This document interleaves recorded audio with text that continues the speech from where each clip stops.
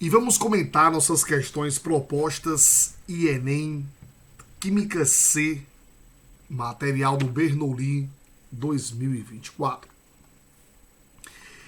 E essa primeira questão, ele quer que você diga aí a reação de ionização da etilamina. Então, de cara, a letra D está falsa, porque aqui é o etilamônio, tá? Outro item que está falso é a letra B, porque aqui é um propil, aqui é a propilamina, né? Na letra C, essa equação ela não está balanceada, a hidroxila não tem carga, né? O N que tinha 2 Hs agora tem 4, né? Isso não ocorre, tá bom? O grupamino, quando recebe um H+, ele se transforma em NH3+, né? Então a letra A perfeita, né? A etilamina, esse nitrogênio vai receber um H+ da água, formando o etilamônio e liberando o H-. Então a letra A perfeita. A nossa letra B, ele quer que você julgue os itens, né? A afirmativa A está falsa porque a estrutura 2 não é aromática. A letra B me diz que os compostos 1 e 2 apresentam a função álcool. Isso não é verdade. A 1 é um fenol. Letra C, a substância 1 apresenta maior acidez do que a 2. Perfeito, porque a estrutura 1 é um fenol, né? Que tem natureza ácida. E a estrutura 2 é um álcool, que não tem natureza ácida em água, né? Então, nosso gabaritozinho aí, letra C de casa. A letra D me fala que a massa molar de 1 é menor, não. É uma estrutura que é bem maior, né? Tem mais oxigênios, então vai ter uma massa molar maior. E a letra E me diz que são saturadas e não são, né? A estrutura 1 e a estrutura 2 têm ligação pi entre carbonos, são cadeias insaturadas. A nossa questão 3, ele quer saber qual grupo vai permitir uma maior ionização, né?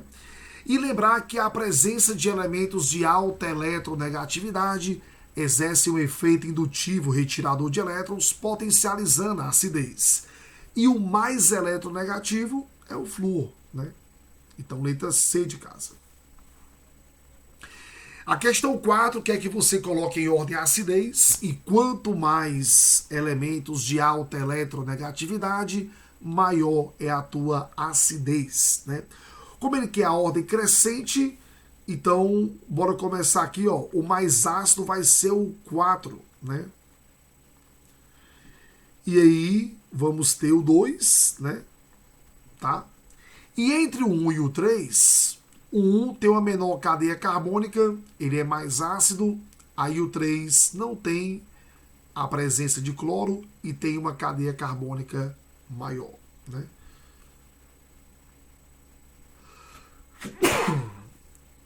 Então, gabarito, letra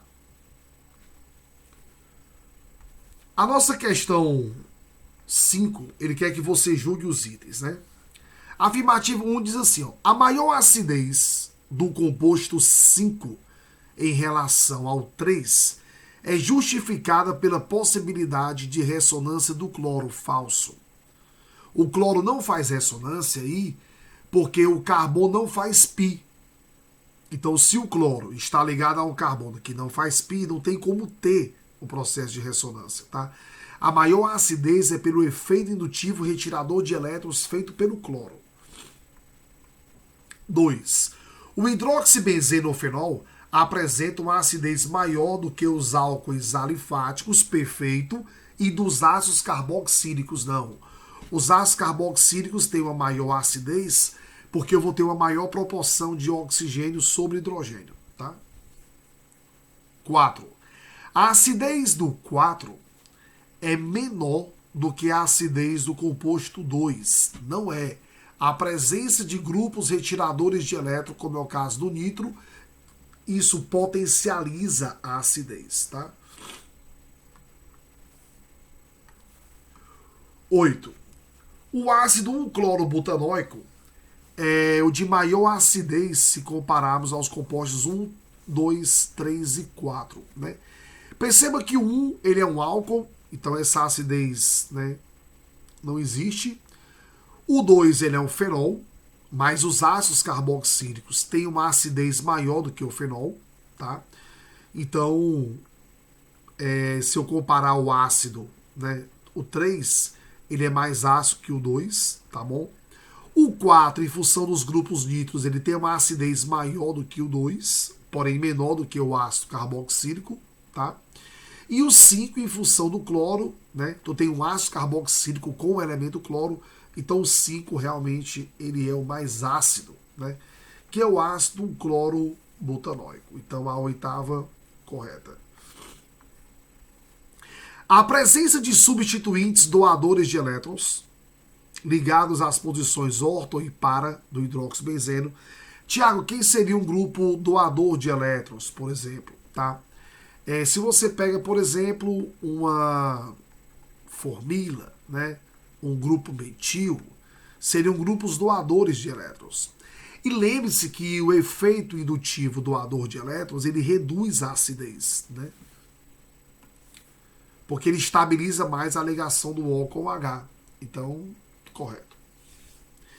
Com relação à acidez do 2-metilpropanol, é o ácido mais fraco entre os compostos dados. Né? Realmente, se eu comparar em termos de acidez, né? Em termos de acidez, então ele é o mais fraco de todos, porque o álcool não tem caráter ácido em água. Né? Então, de todo mundo aí, é quem tem a menor acidez. Tá bom? Então, o somatório 56. A questão 6, ele quer que você coloque em ordem crescente, né? Vem cá, o composto 3, ele tem uma função básica aqui, ó. Além do ácido, né? Ele tem uma função básica. Então, ele é um anfótero, então é quem tem a menor acidez, né?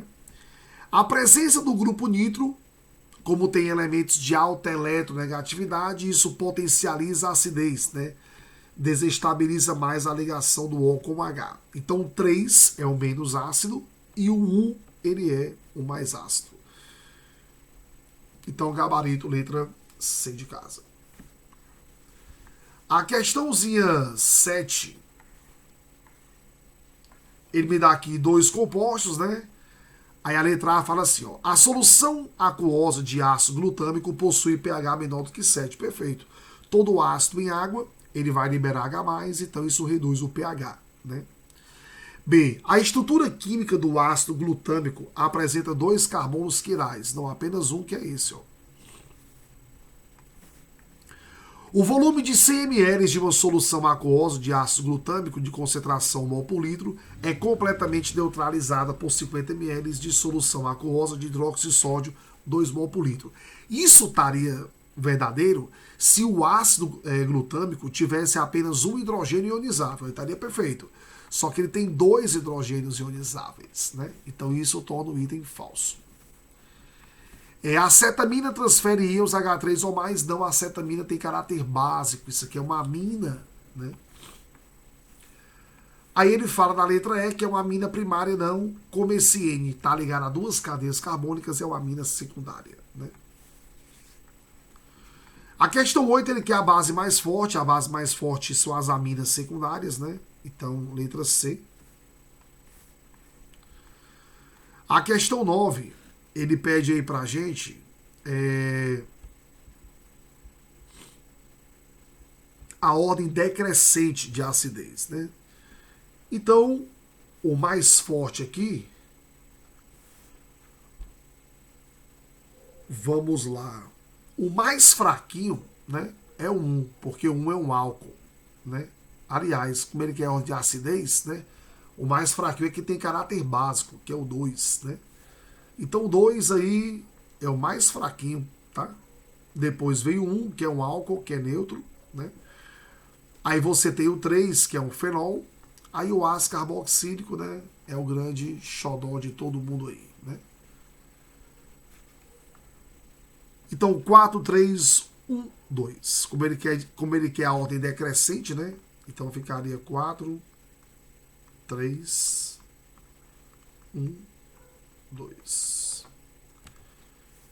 Então 4, 3, 1, 2. Gabarito, letra D de dado. A questão 10, ele quer o mais ácido do grupo A e o mais básico do grupo B, né? O mais ácido é aquele que tem mais elementos de alta eletronegatividade, então é o dicloroacético. E a base mais forte, a base é a amina secundária, né? Então aqui tu tem a dietilamina. Top. A questão 10, ele quer aí que você diga as funções químicas presentes, né? Então você tem o ácido carboxílico, né? E aqui você tem a amina, né? Ele pergunta o tipo de isomeria presente e a isomeria óptica, porque tem carbono assimétrico, tá? E qual grupo funcional presente que tem maior caráter básico, que é a amina, e caráter ácido é o ácido carboxílico, né? Então, questão bem simples. A questão 12, ele quer que você diga na letra A o comportamento da substância frente ao plano da luz polarizada, né? Aqui tem carbono assimétrico, então vai desviar o plano da luz polarizada, né? Da possibilidade na letra B de ligação de hidrogênio intramolecular, isso é possível pela proximidade desses dois grupos, ó. Então esse N aqui, ó, pode formar ligação de hidrogênio com esse H, tá bom? Qual dos grupos amino apresenta maior basicidade? Lembrar que as aminas têm caráter básico maior do que as amidas, né? Então isso aqui é uma amida, mas aqui é uma amina e é uma amina secundária, então a basicidade é bem maior, né? E além da função amina, quais outras funções estão presentes, né? Você tem a amida e tem o éter, oxigênio entre carbonos, e aqui você tem a hidroxila conectada a um álcool, a um carbono saturado, que é um álcool, né?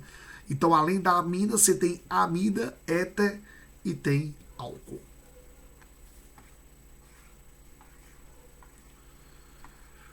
Na seção Enem, ele quer que você diga aí quem é capaz de reagir com NaOH, né?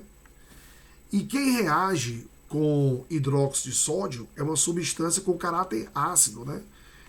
E aí, para ter caráter ácido, o H tem que estar ligado ao O e o meu vizinho tem que fazer pi. Isso ocorre no composto 3, né? Aqui eu tenho o fenol, tá bom?